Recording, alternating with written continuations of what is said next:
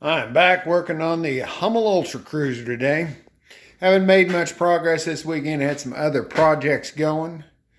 Right now I'm going to work on the control rod that goes from the push rod tube on the rudder pedals back through the C bulkhead. And it's a straight piece here that I've cut, rough cut to fit. So it'll slide right in here.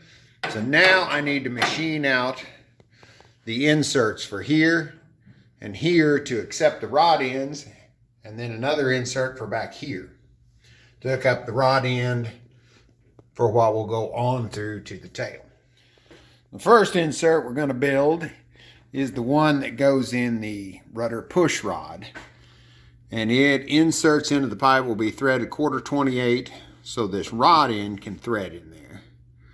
And then we'll move on to the matching piece that goes in the push rod after that, and it will have a fork assembly that slides in here and rivets in place.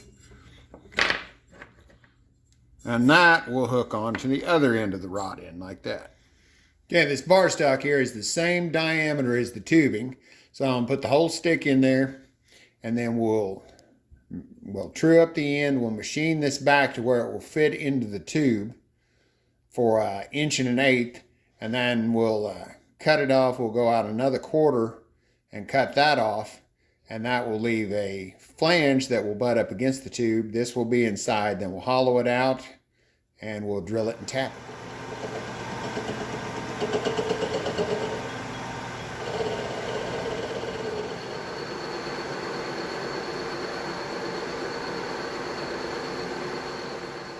We've got that cut to where it's a nice slide in fit.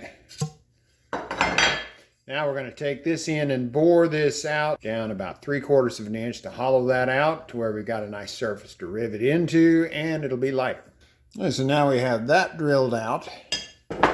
Next up, we need to cut this off about here to where we leave a 1/4 inch of the wide material to butt up against the tube. I could part that with a tool on the lathe, but I think I'm just going to, instead of changing my tool post up, I'm just going to cut that off with the bandsaw, and then I'll true that up in the lathe. Okay, the flange piece is now a 1/4 inch thick. I drilled the center with a number 3, I think it was, drill bit.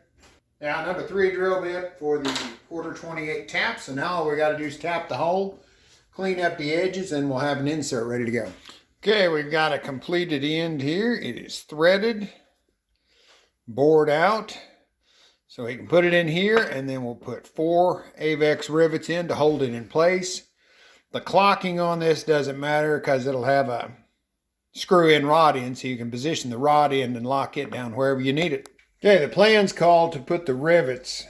You don't want any rivets in an area from 5/8 back from the leading edge from here to here. So I marked that 5/8. So you put that where it would go in the tube. A rough mark there and a rough mark there. So we'll put the rivets in this area here. I'll just drill through in 2 places, and that'll give me 4 rivet spots. And here's the finished product. Got the 4 AVEX rivets holding it in place. Got the rod end screwed in there with a lock nut. Just like the other end, riveted in place. So this is ready to go back on the plane. We'll see what it looks like in there. There it is behind the bulkhead.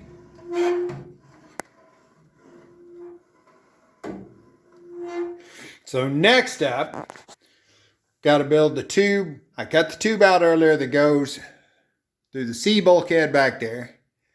Now we need to make an insert for it that's a fork that'll hook onto that rod end.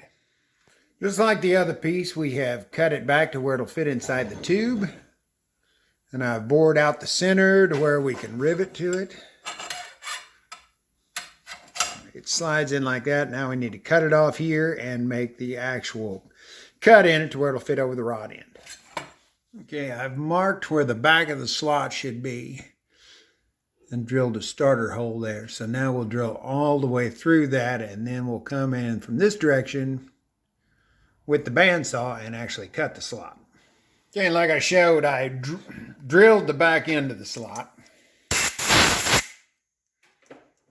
Then I took it over to the bandsaw and rough cut it so I didn't have as much material to mill out, and then cleaned it up with the end mill. And it looks pretty good. So now I got to drill the cross hole for the bolt to go through. Piece is much closer. Now we've got the through hole that'll go through the rod end. So now I'm just going to work it over, break all the sharp edges, clean everything up, sand it nice, and it's ready to be put in the tube. It's all complete, riveted on there. Now I'm going to go stick it in and see what it looks like in the plane. It is in there.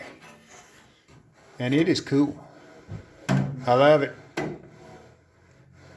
Still got to build an end for the other end of it, but not going to do that today. I've got this fastened. I can still turn it because I don't have the nut locked down, but man, it works good. And I tell you, this setup is one of the reasons that I really like the Ultracruiser.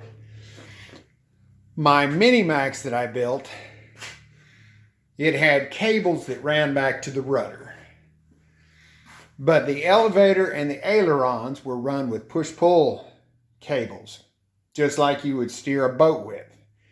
And while they worked just fine, you really had no idea what was going on inside the cable. Generally on a boat, they work just fine till they break.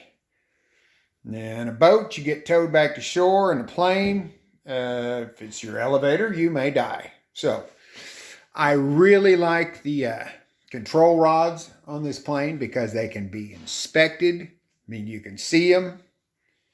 And it's just a better setup in my mind. Even though it's a little more work to put it together, I still like it better. I'm going to call it a day after building this, and thanks for watching.